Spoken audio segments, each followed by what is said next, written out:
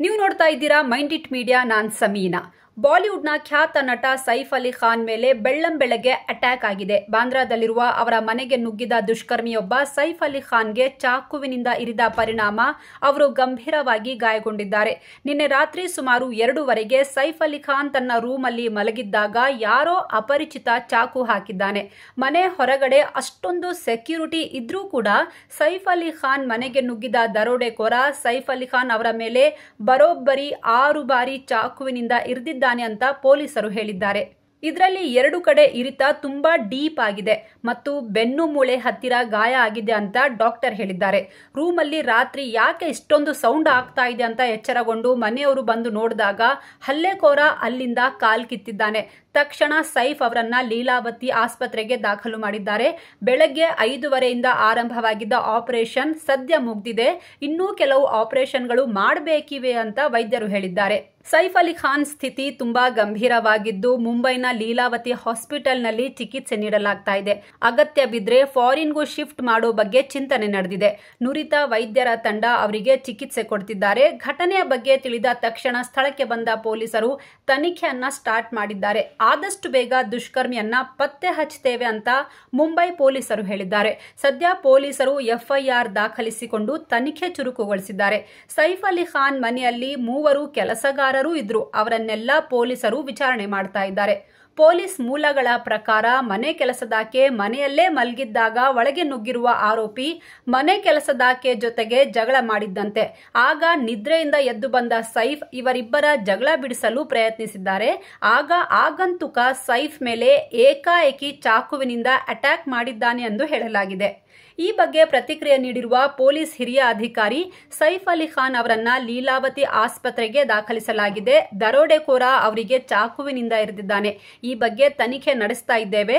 Mumbai crime branch 7 ತಂಡಗಳನ್ನು ರಚಿಸಿ ಘಟನೆಯ ಬಗ್ಗೆ ಕೂಲಂಕಷ ತನಿಖೆ ನಡೆಸ್ತಾ ಇದೆ. ಅದರಲ್ಲಿ 1 ತಂಡ ಸಿಸಿಟಿವಿ ಫುಟೇಜ್ನ ಸ್ಕ್ಯಾನ್ ಮಾಡ್ತಾ ಇದೆ. 3 ತಂಡಗಳು ಮುಂಬೈನ ಬೇರೆ ಬೇರೆ ಪ್ರದೇಶಗಳಿಗೆ ತೆರಳಿ ಆರೋಪಿಗಾಗಿ ಹುಡುಕಾಟ ನಡೆಸ್ತಾ ಇದ್ದಾರೆ. ಇನ್ನೊಂದು ತಂಡ ಮುಂಬೈ ಹೊರಗಡೆ ಹೋಗಿ ಆರೋಪಿಯ ಶೋಧ ಕಾರ್ಯ ನಡೆಸ್ತಾ ಇದೆ ಅಂತ ಹೇಳಿದ್ದಾರೆ.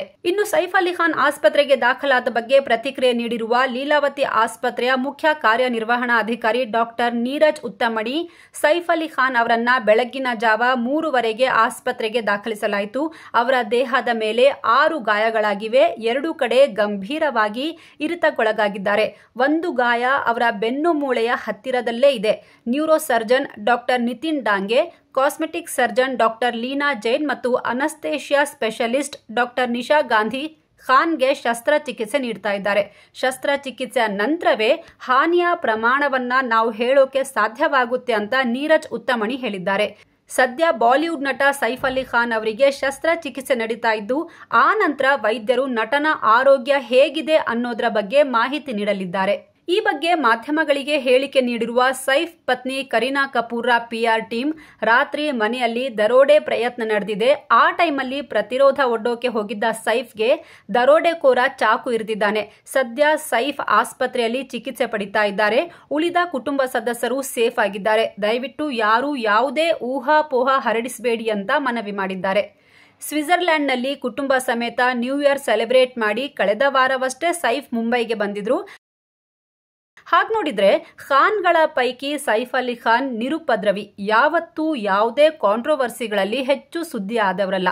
ಮದುವೆ ವಿಚಾರಕ್ಕೆ ಬಿಟ್ರೆ ಇನ್ಯಾವುದ್ರಲ್ಲೂ ಅಂಥದ್ದೇನೂ ವಿವಾದ ಮಾಡಿಕೊಂಡವರಲ್ಲ. ಸಲ್ಮಾನ್ ಖಾನ್ ಮನೆ ಮೇಲೆ ಫೈರಿಂಗ್ ಆಗಿದ್ದು ಅವರಿಗೆ ಜೀವ ಬೆದರಿಕೆ ಇರೋದು ಗೊತ್ತೇ ಇದೆ. ಆದರೆ ಸೈಫ್ ಮೇಲೆ ಯಾರಿಗೆ ಏನ್ ಕೋಪ? ಇನ್ಫ್ಯಾಕ್ಟ್ ಹಮ್ ಸಾಥ್ ಸಾಥ್ ಹೇ ಸಿನಿಮಾ ಶೂಟಿಂಗ್ ಟೈಮಲ್ಲಿ ಸಲ್ಮಾನ್ ಕೃಷ್ಣ ಮೃಗ ಬೇಟೆಯಾಡಿದ್ರು ಅನ್ನೋ ಪ್ರಕರಣ ಇನ್ನೂ ಅವರ ಮೇಲೆ ನಡೀತಾ ಇದೆ. ಆ ಬಗ್ಗೆ ಬಿಷ್ಣೋಯ್ ಗ್ಯಾಂಗ್ಗೆ ಸಲ್ಮಾನ್ ಮೇಲೆ ಕೋಪ ಇದೆ ಅಂತಾನೂ ಹೇಳಲಾಗುತ್ತೆ. ಆದರೆ ಅದೇ ಹಮ್ ಸಾಥ್ ಸಾಥ್ ಹೇ ಚಿತ್ರದಲ್ಲಿ ಸೈಫ್ ಅಲಿ ಖಾನ್ ಕೂಡ ನಟಿಸಿದ್ರು ಅನ್ನೋದು ಗಮನಿಸಬೇಕಿರೋ ಅಂಶ. ಎನಿವೆ, ಇಷ್ಟೊಂದು ಸೆಕ್ಯೂರಿಟಿ ಇದ್ರೂ ಕೂಡ ಈ ದರೋಡೆಕೋರ ಹೇಗೆ ಒಳಗೆ ನುಗ್ಗಿದ? ಈ ಅಟ್ಯಾಕ್ ಬರೀ ದರೋಡೆ ಮಾಡೋ ಉದ್ದೇಶದಿಂದ ಮಾಡಲಾಗಿದ್ಯಾ ಅಥವಾ ಸೈಫ್ ಅಲಿ ಖಾನ್ರನ್ನ ಕೊಲೆ ಮಾಡೋ ಉದ್ದೇಶದಿಂದ ನಡೆದಿದ್ಯಾ? ಅಥವಾ ಮನೆ ಕೆಲಸದಾಕೆಯ ಜೊತೆಗೆ ಜಗಳಕ್ಕೆ ಬಂದು ಆಕೆಯನ್ನ ಕೊಲೆ ಮಾಡೋ ಉದ್ದೇಶ ಆರೋಪಿಗೆ ಇತ್ತಾ? ಮಧ್ಯ ಹೋಗಿದ್ಕೆ ಸೈಫ್ ಅನ್ಯಾಯವಾಗಿ ಇರಿತಕ್ಕೆ ಒಳಗಾದ್ರ ಅನ್ನೋ ಪ್ರಶ್ನೆಗಳಿಗೆ ಆರೋಪಿ ಸಿಕ್ಕ ಬಳಿಕ ತನಿಖೆ ನಂತರವೇ ಉತ್ತರ ಸಿಗೋಕೆ ಸಾಧ್ಯ. ಒಟ್ನಲ್ಲಿ ಸೈಫ್ ಆದಷ್ಟು ಬೇಗ ಗುಣಮುಖರಾಗ್ಲಿ ಅಂತ ಪ್ರಾರ್ಥಿಸೋಣ.